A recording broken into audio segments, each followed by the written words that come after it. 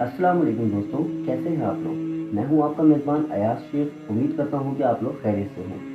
دوستوں، آج کی جو ہماری ویڈیو ہے وہ ہے اس ٹاپک پر کہ انجینئر محمد علی مرزا صاحب کی ہدایت کا سبب کیا چیز بنی۔ تو انہوں نے بڑا ہی اچھا بیان دیا ہے، اور ان کی کہانی میں سب سے اچھا سبب پتہ ہے کیا ہے؟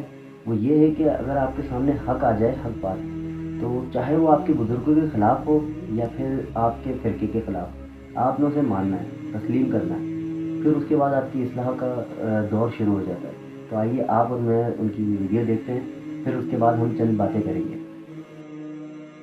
کسی کو کوئی بات سمجھ آ جاتی ہے، کسی کو کوئی بات سمجھ آ جاتی ہے، چھوٹی سی بات لوگوں کو ٹریگر کر جاتی ہے۔ میں آپ کو بتاؤں، میری اپنی زندگی میں ایک چھوٹی سی بات جس نے مجھے ٹریگر کیا۔ میرے ایک آفس کے کولیگ تھے، نئی انہوں نے داڑھی رکھی، ان کے والد صاحب تعویذ دھاگے کا کام کرتے تھے، تو وہ نئے اس طرف آئے، نماز پہلے ہی پڑھتے تھے۔ مجھے انہوں نے 5,000 روپے دیا، یہ میں بات کروں 2007 کی، 2007 کی۔ اس زمانے میں 5,000 روپیہ، آج 11 نومبر 2018 ہے۔ مجھے کہتے ہیں جی میں اب دین کی طرف آیا ہوں، تو داڑھی رکھ لیے، لوگ مجھ سے مسائل پوچھیں گے، تو آپ مجھے کتابیں دین کے اوپر لا کے دیں، کوئی میں پڑھ لوں تاکہ مجھے مسئلے پہلے ہی پتہ ہوں۔ تو سارے ہم بھی بابی تھے اس وقت، ٹھیک ہے نا۔ تو میں نے جناب ان کے لیے بار شریعت خریدی، اچھا جی، اس طریقے سے ملفوظات اعلیٰ حضرت، احکام شریعت، قرآن حدیث نے ان کو خرید کے دیا، کیونکہ یہ تو ظاہر ڈائریکٹ پڑھنے سے انسان گمراہ ہو جاتا ہے نا، سمجھا کرو نا، تو یہی کہہ رہے ہوتے ہیں نا، ہم بھی یہی کہتے تھے۔ اچھا، تو اس کو کتابیں، میں ابھی بھی، وہ بھی میرے ساتھ ہی ریورٹ ہوا ہے نا، ابھی ہم ایک دوسرے کا بڑا مذاق اڑاتے ہیں، تو میں اس کو کہتا ہوں تم میرے لیے ہدایت کا سبب بنے ہو۔ ہوا یہ کہ وہ اس میں ملفوظات اعلیٰ حضرت میں وہ عبارت آتی ہے نا کہ نبیوں کی بیویاں قبروں میں پیش کی جاتی ہیں، ان کے ساتھ شباشی کرتے ہیں، نعوذ باللہ۔ یہ عبارت نا اس نے کہیں پڑھی، تو بیچارہ دنیا دار بندہ تھا، اس نے انڈر لائن کر لی۔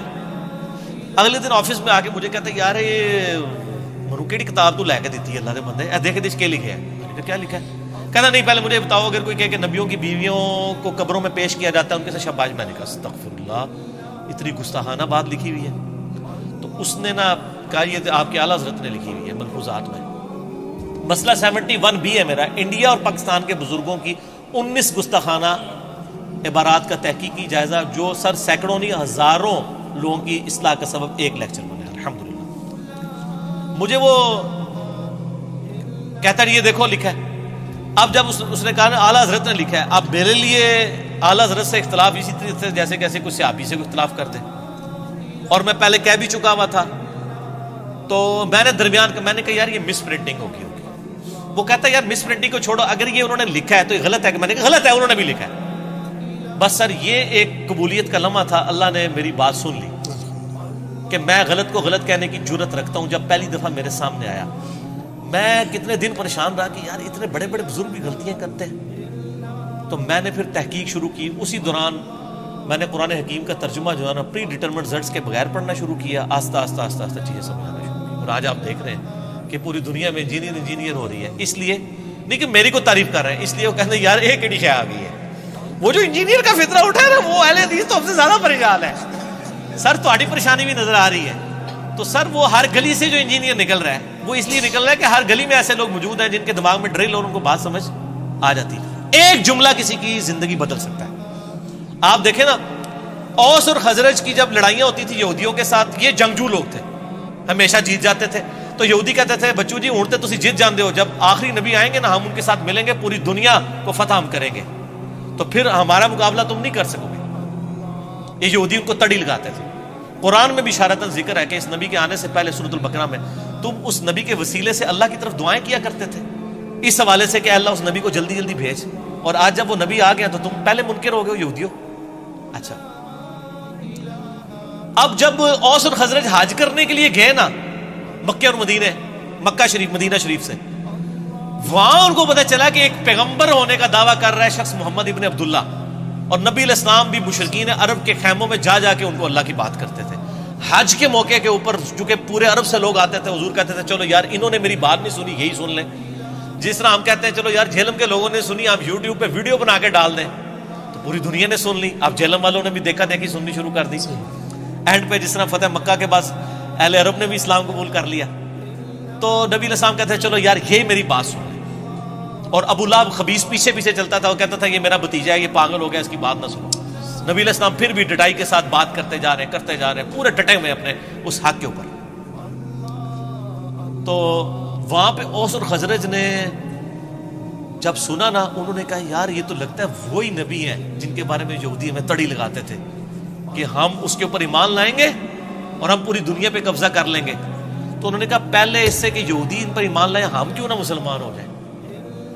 वो हदायत जो डायरेक्टली यहूदियों की किताबों में थी, वो इनडायरेक्टली औस और खजरज के लिए इस्लाम कबूल करने का सबब बन गई, और यहूदी मर गए।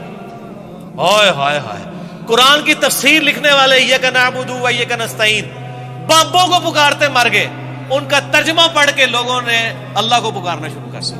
ये किस्मत की बात है सर। औस और खजरज ने इस्लाम कबूल किया, और सर रोमन और पर्शियन एम्पायर फिर इन लोगों ने गिराई है। औस के सरदार थे सैयदना साद इब्न मुआज, जिनके बारे में बुखारी में हदीस है अल्लाह का अर्श भी हिल गया उनकी वफात पे। ग़ज़वे खंदक पे उनको तीर लगा था ना, उमर सीरीज में सर उन्होंने वो मंजर फिल्माया है, तो वो रग जारी हो गई थी उनकी, तो उसी पे उनकी शहादत होगी। और साद इब्न उबादा वो खजरज के सरदार थे, जो 155 असहाबे सुफा का खाना उनके घर से रोजाना जाता था।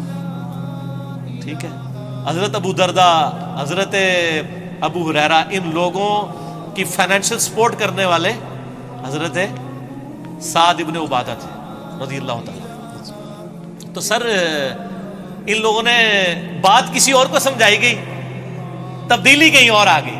बुक कहां और थी, तब्दीली कहीं और आ गई। इसलिए आपको कहा जाता है आप सच्ची बात करें तो इंशाअल्लाह ताला बात फैलेगी। इवन झूठी चीजें भी, इमैनुअल कांट कहां पे, जर्मन फिलासफर है, फिलासफी जाके रशिया ने ले ली, आधी दुनिया पे कब्जा कर लिया, कम्युनिज्म। ठीक है, तो झूठी भी नजरियात, मेहनत कहीं ना कहीं रंग दिखा देती है।